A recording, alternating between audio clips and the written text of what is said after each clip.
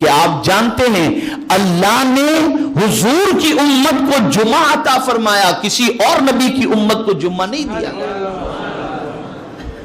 ان کو سنیچر ملا، یہودیوں کو اتوار ملا، عیسائیوں کو، اور جمعہ ملا حضور کی امت کو ملا۔ جیسے ان دونوں دنوں سے پہلے یہ دن ہے کہ سنیچر سے پہلے جمعہ، اتوار سے پہلے جمعہ، ایسے ہی جنت میں بھی حضور کی امت پہلے چلی جائے گی۔ یہ حضور کا صدقہ ہے، یہ حضور صلی اللہ علیہ وسلم کا صدقہ ہے۔ اب وہ لوگ جو سوچتے ہیں کہ اس کسٹمر کو نپٹ لیں پھر جمعہ کے لیے جائیں،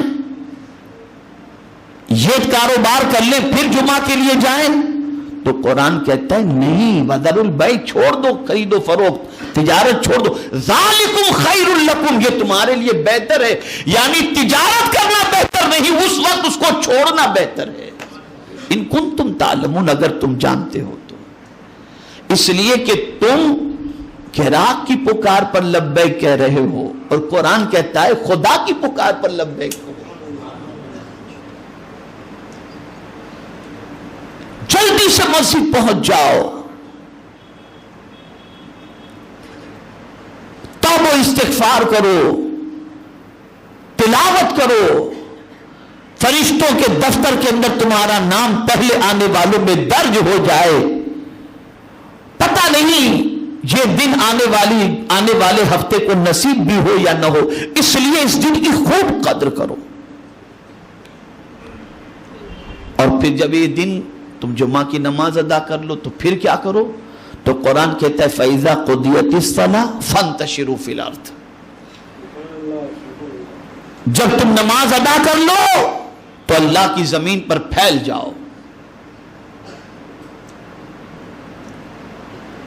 وَابْتَغُوا مِن فَضْلِ اللَّهِ، اللہ کا فضل تلاش کرو۔ یعنی اب تم تجارت چھوڑ کر کے آئے تھے نا، اب جمعہ تم نے ادا کر لیا، اب قرآن کہتا ہے اب جمعہ پڑھ کے باہر نکلو، زمین پر پھیل جاؤ اور اللہ کا فضل تلاش کرو، یعنی اللہ کا رزق تلاش کرو۔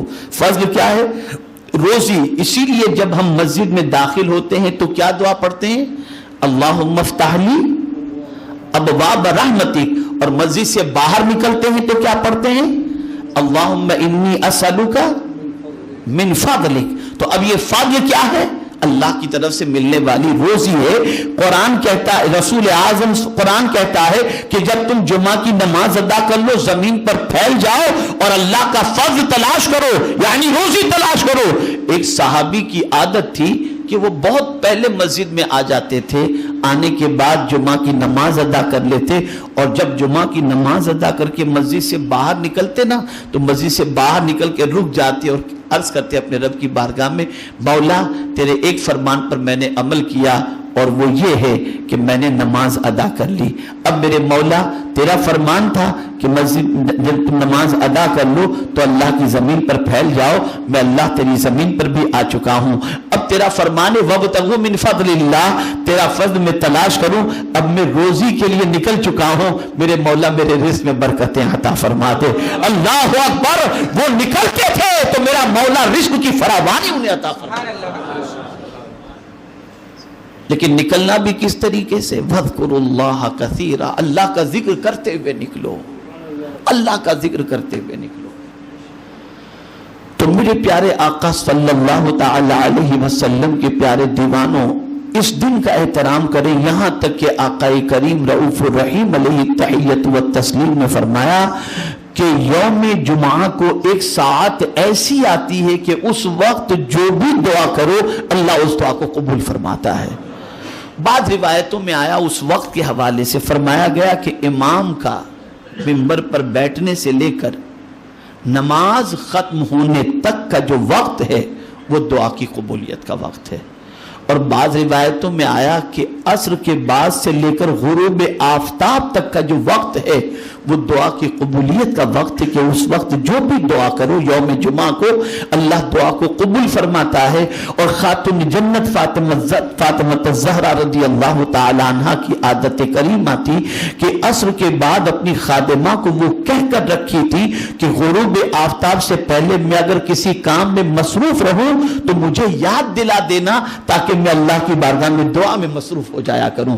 تو یہ بڑا مبارک دن ہے، بڑی عظمت والا دن ہے۔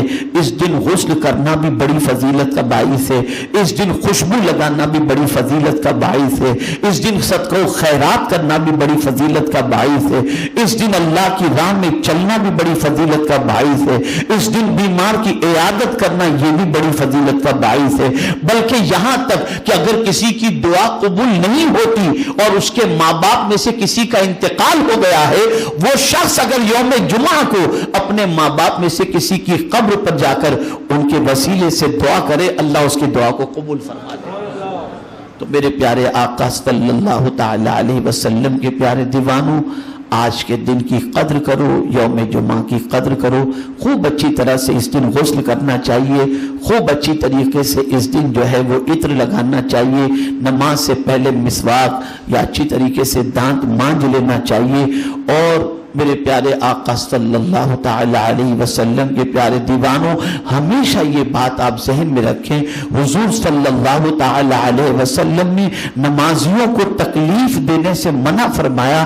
سرکار صلی اللہ علیہ وسلم فرماتے ہیں، جو شخص نمازی کے کاندھے کو پھلانگ کر کے آگے جاتا ہے وہ جہنم میں اپنے لیے پل بناتا ہے۔ آپ کو اگر اے سی میں اور جلدی مسجد کے اندر پہنچنے کا شوق ہے تو ذرا جلدی تشریف لے آئیں۔ یہ لوگوں کے کاندھوں کا، عوام کا پھلانگ کر کے آنا، اس طریقے سے آنا، یہ جہنم میں پل بنانے کے برابر، یہ حضور کا ارشاد ہے۔ تو بظاہر تو یہ پھلانگ کر کے آنا ہوا، اور مجھے واقعہ یاد آ رہا ہے، سرکار حضور مفتی اعظم ہند علیہ رحمہ جو اپنے دور کے مجدد تھے اور ولی کامل تھے، قطب تھے، شہرت کی بلندی پر تھے، الجامعۃ الاشرفیہ مبارک پور جب حضرت پہنچے، اتفاق سے جمعہ میں پہنچنا تھا وہاں پر، تو حضرت کے نام پر لوگوں کا ازدحام تھا، قرب و جوار کے دیہات سے بھی لوگ پہنچ چکے تھے، اور جمعہ کی نماز کا وقت تھا۔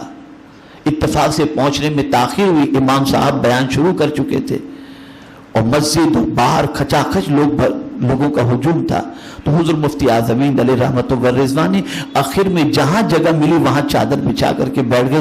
ان کے ساتھ حضور بحر العلوم علامہ مفتی عبد المنان صاحب علیہ رحمۃ و رضوان تھے۔ انہوں نے کہا حضور آگے تشریف لے چلیں، لوگ آپ کا انتظار کر رہے ہیں۔ فرماتے مولانا مجھے آپ ایسے کام کا حکم دیتے ہو جس سے حضور نے منع فرمایا۔ حضور نے فرمایا جو نمازیوں کے کاندھے کو پھلانگ کر کے جائے وہ گویا جہنم میں اپنے لیے پل بناتا ہے۔ میں آگے نہیں جا سکتا، میں یہیں بیٹھتا ہوں۔ دھوپ میں حضرت بیٹھے، تو عرض کرنے کا منشا یہ ہے، یقیناً آپ کو اگر جلدی سننے کا یا آنے کا یا ادھر بیٹھنے کا شوق ہے تو جلدی آ جایا کرے۔ اس طریقے سے آ کر اپنے نامہ اعمال کے اندر گناہ کا درج کروانا یہ اچھی چیز نہیں۔ اللہ تعالیٰ اپنے حبیب صلی اللہ علیہ وسلم کے صدقہ و طفیل ہم سب کو قرآن و حدیث پر عمل کی توفیق نصیب فرمائے، اور پروردگار ہمیں جس طریقے سے بہت ساری نعمتوں کی ہم نے ناقدری کی، ایسے ہی جمعہ کی ناقدری سے بھی بچنے کی توفیق عطا فرمائے، اور یوم جمعہ کی قدر کرنے کی توفیق نصیب فرمائے۔ وما علینا الا البلاغ المبین۔